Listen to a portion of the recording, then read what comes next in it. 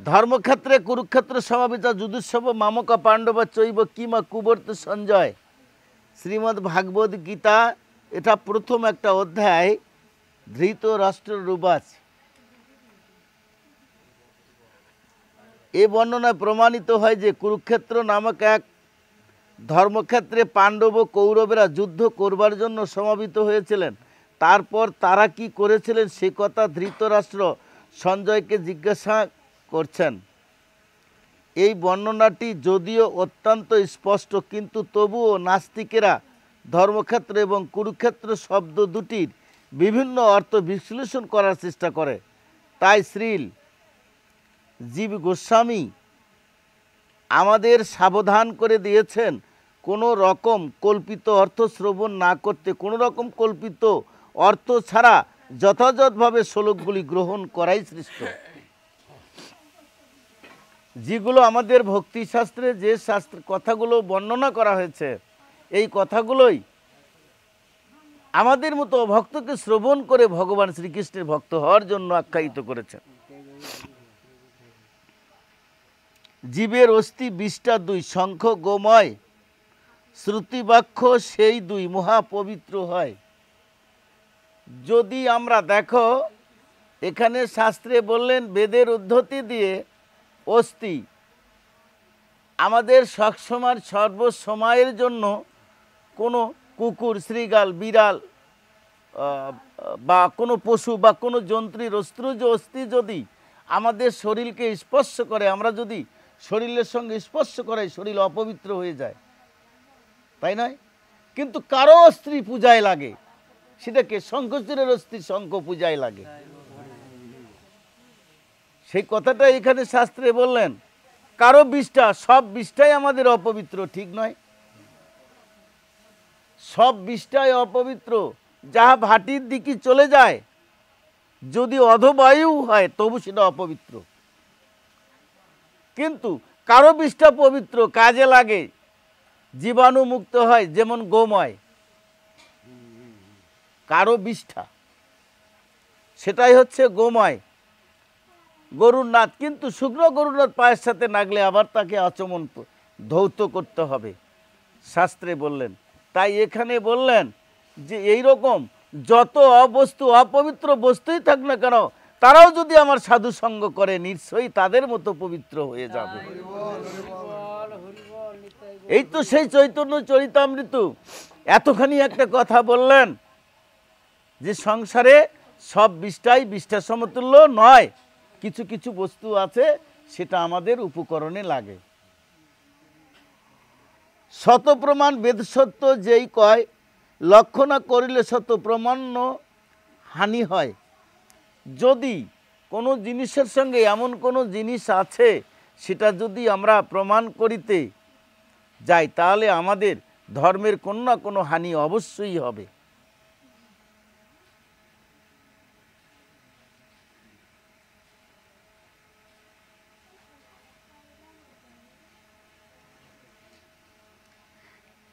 এই যদু সামর্থ্য বাচ্য ভাগবতং পঞ্চরাত্রি কম মূল রামায়ণং চৈব বেদ ইত্যব শব্দিতা পুরাণানি চ জানিহ বৈষ্ণবানি বিদ বিদু শত প্রমাণং এতেসাং নাত্র কিঞ্চিত বিচার্যতে।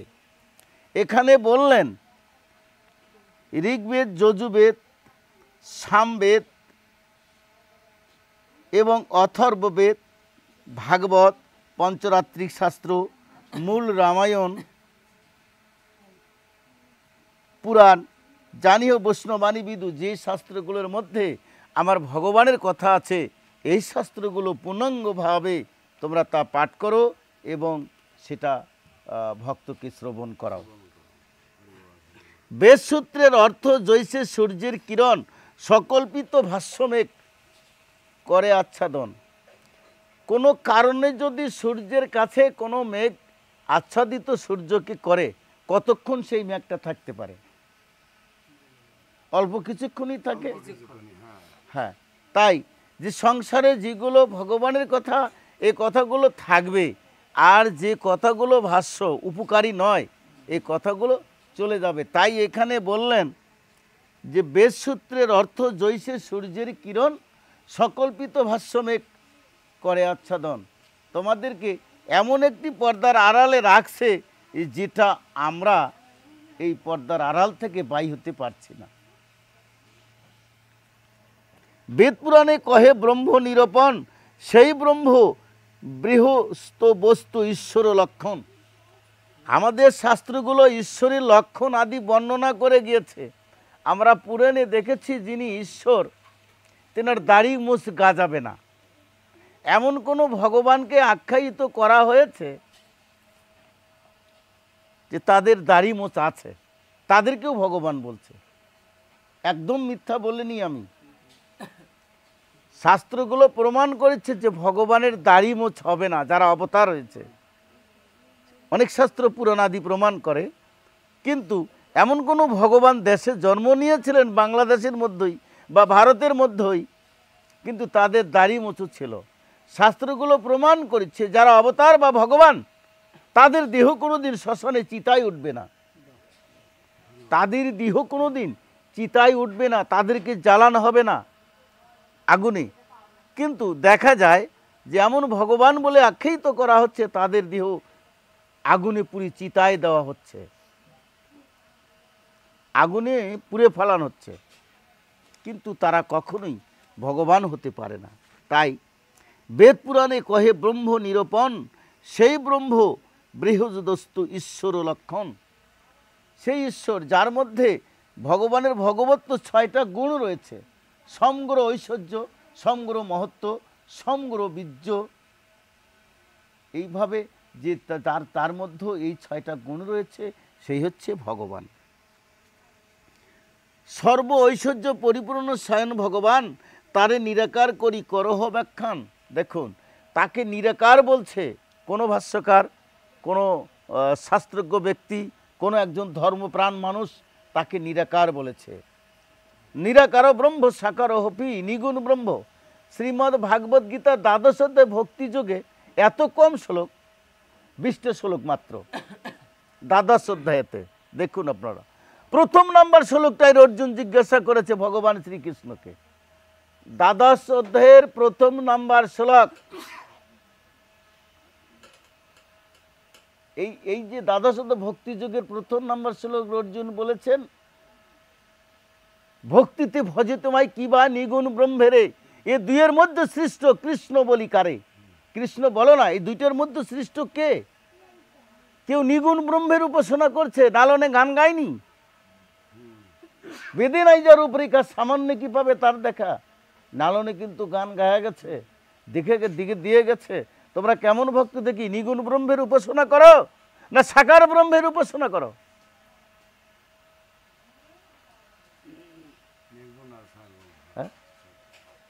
তাহলে যে নিগুণ ব্রহ্মের উপাসনা করছে, প্রথম নাম্বার শ্লোকে এইটা ছিলেন।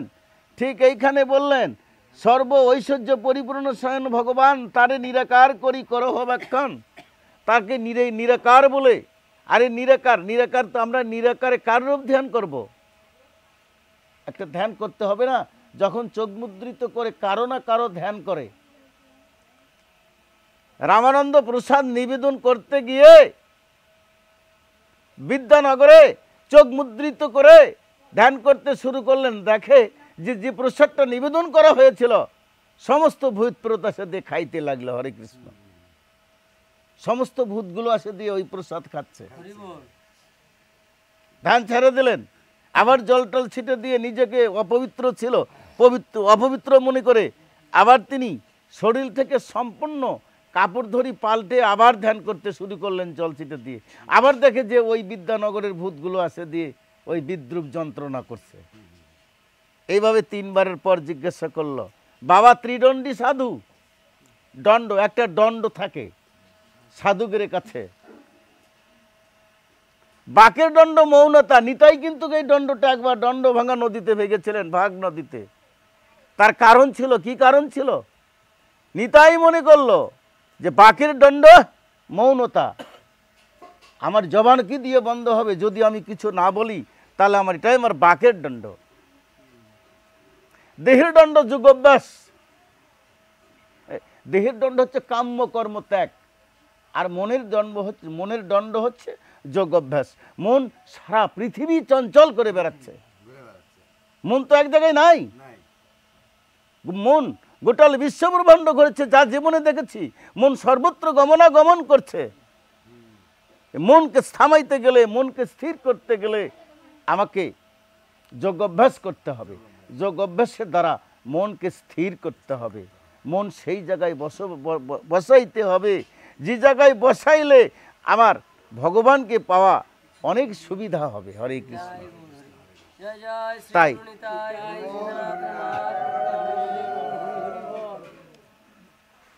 ঠিক তো এই জন্য করেই তাহলে আমার নিতাই কি করলে? দণ্ডভাঙা নদীতে ভাঙে ফেলে দিয়েছিলেন। কি কারণে ভাঙলেন? না, মৌনতা বাঘের দণ্ড। সব জায়গায় কোনো কথার উত্তর দেওয়া সঠিক নয়। যেমন গত রাত্রে হলে ফোন করছিল যে কালী পুজোর ওপরেই এই একটা সামান্য বক্তব্য দেয়, তুমি হালা সালা কিছু বলতে পারো না। আমার বক্তব্য দেখো না, আমি কি বলছি বক্তব্যতে। গোপীনাথ ব্রহ্মচারী, তুমি একা ভয় করছো কেন? আমরা কোথায় থাকবো? গাতের মধ্যে থাকবো? তোমাকে জেল দিবি, মামলা হবে, এটা হবে, সেটা আমরা কোথায় থাকবো? কেন? ওই নিজের পাঠাকে রাবণ যখন বলি দিল, প্রকাশ্য বলে ফেলে দিছে, তখন তার রাবণ মাথা কাটিয়ে দিয়েছে। কাউকে রাহুতি দিতে যায়নি, একটা প্রজাপতিকেও দিতে যায়নি। আমরা নিজেরা মন সন্নিবেশিত করতে পারছি না, যে জন্য আমাদের মন চঞ্চলতা।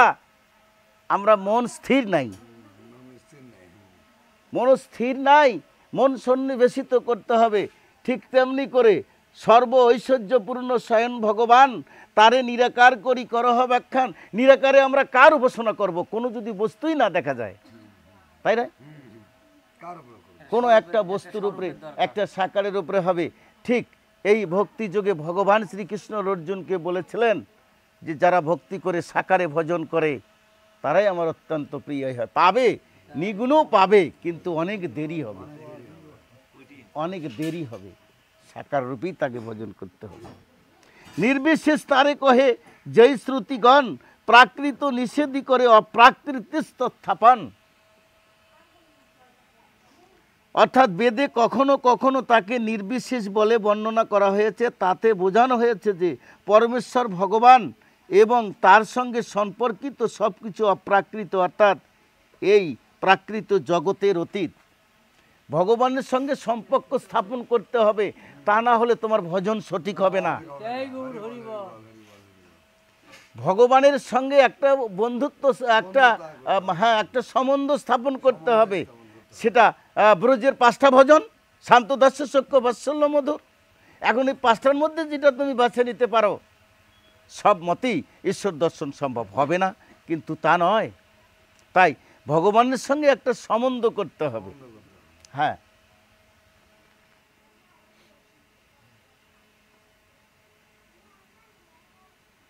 যা যা শ্রুতি জল্পিতি নির্বিশেষংসা স্বাভাবিক দত্তে সবিশেষণ মেব বিচার যোগে সতিহন্ত তাসাং প্রায় বলিও সবিশেষ মেব।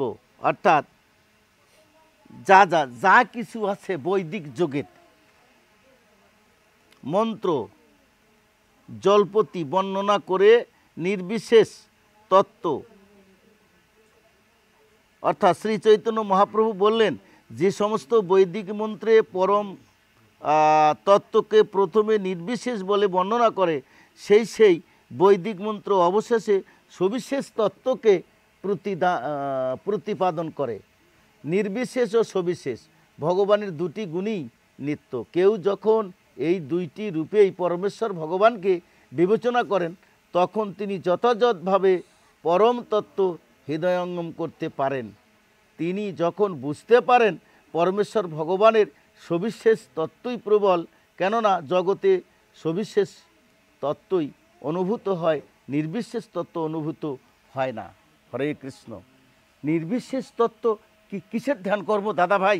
যেটা নিরাকার, যেটা জ্যোতিময়, তার আবার কিসের ধ্যান আছে? এটা নির্বিশেষ তত্ত্ব। তাহলে ধ্যানটা তারই করতে হবে। ভগবান কোনো না কোনো সময় রূপ দিয়ে গেছে। এই জন্য মালা জপ করার আগে বলছে যে মালা যখন জপ করবে তখন ঠিক আমার রাধা গোবিন্দের ছবি হৃদয়ে অঙ্কন করবে। হরে কৃষ্ণ, হৃদয়ে অঙ্কন করবে। হ্যাঁ, বুঝে দিয়ে গেলেন।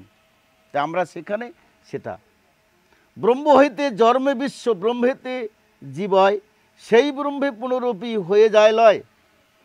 বিশ্ব যেমন সৃষ্টি হয়েছে ব্রহ্ম হইতে, আবার এই বিশ্ব ব্রহ্মতেই আমরা সবাই নীল হয়ে যাব ব্রহ্মের মধ্যেই। কিন্তু ব্রহ্ম কোথায় যাবে? ব্রহ্ম তো ওই ব্রহ্মের মধ্যেই চলে যাবে নাকি?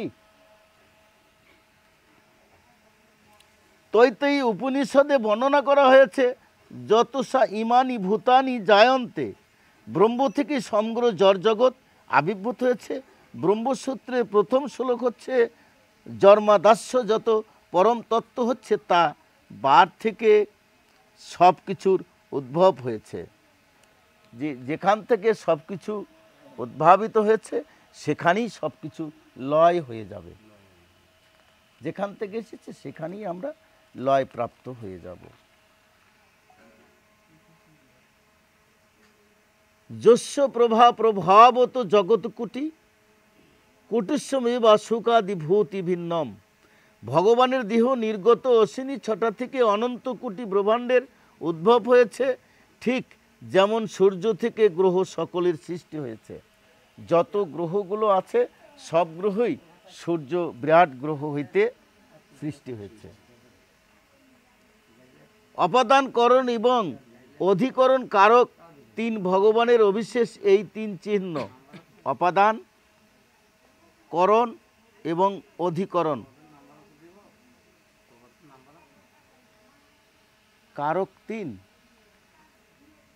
ভগবানের সবিশেষে এই তিন চিহ্ন, অপাদান, কারণ এবং অধিকরণ। অপাদান, কারণ এবং অধিকরণ আদি হলো পরমেশ্বর ভগবানের সবিশেষ রূপের তিনটি চিহ্ন। শ্রীল ভক্তিবিনোদ ঠাকুর তার অমৃত প্রবাহ ভাষ্য বর্ণনা করছেন যে, উপনিষদের নির্দেশ অনুসারে পরমেশ্বর ভগবান হচ্ছেন তিনি, যার থেকে সব কিছুর উদ্ভব হয়েছে, সমগ্র জগতের সৃষ্টি হয়েছে। পরম ব্রহ্ম পরমেশ্বর ভগবান থেকে পরম ব্রহ্মের শক্তিতে সমগ্র জগতের স্থিতি এবং পরম ব্রহ্মে সব কিছুর লয় হয়। এর থেকে আমরা বুঝতে পারি যে পরম ব্রহ্মের অপাদান, করণ ও অধিকরণ কারক তত্ত্বরূপ তিন প্রকার লক্ষণ আছে। এই তিন প্রকার নিত্য লক্ষণের দ্বারা ভগবান নিত্য সবিশেষ রূপে প্রতীয়মান হন। ভগবান তার রূপ ধরে যাহা মানুষ সহজে তাহাকে উপলব্ধি করিতে পারে, ধ্যানে আনতে পারে, হৃদয়ঙ্গম করতে পারে, তার সাথে সম্বন্ধ স্থাপন করতে পারে, এই জন্যই তিনি মানুষ রূপে, সর্বশ্রেষ্ঠ রূপে মানুষ রূপেই তিনি তার সঙ্গে তার কাছে তিনি ভক্তের কাছে ধরা দেবেন মানুষ রূপেই। কিন্তু কই এ সবিশেষ রূপেই তার মানুষ রূপেই আসবে। আত্মা বা ঈদ মিকো এবাগ্র আসীন নেত কিঞ্চনম ঈষৎ স ইক্ষত লোকানো নিরি সুজাইতি। প্রথমে কেবল পরমেশ্বর ভগবান ছিলেন, অন্য কিছুই ছিল না। তিনি এই জগৎ সৃষ্টি করছেন। তিনি শ্বেতাসূত্র উপনিষদে বলা হয়েছে। তাহলে যে আগে শুধু ঈশ্বর একাই ছিলেন, আর কিন্তু জগৎ কিচ্ছু ছিল না। একং হ বহুদা সেম, তিনি এক ছিল, বহু হবার ইচ্ছা জাগলেন।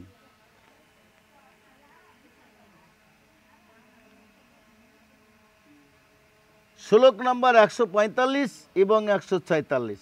ভগবান বহু হইতে যবে কইল মন, প্রাকৃত শক্তিতে তবে কইল বিলোকন।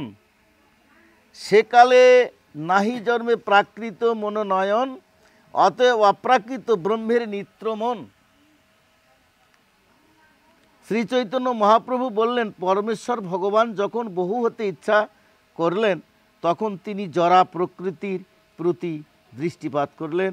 সৃষ্টির পূর্বে প্রাকৃত মন অথবা নয়ন ছিল না।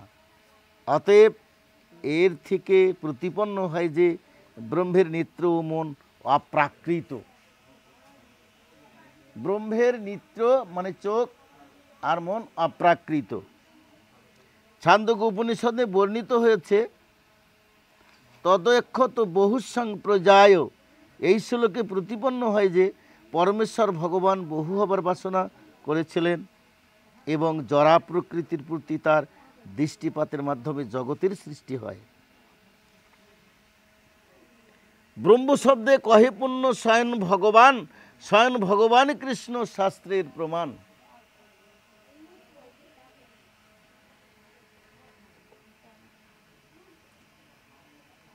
বেদের নিগুড় অর্থ বোঝানো না হয়, পুরাণ বাক্য সেই অর্থ করেও নিশ্চয়।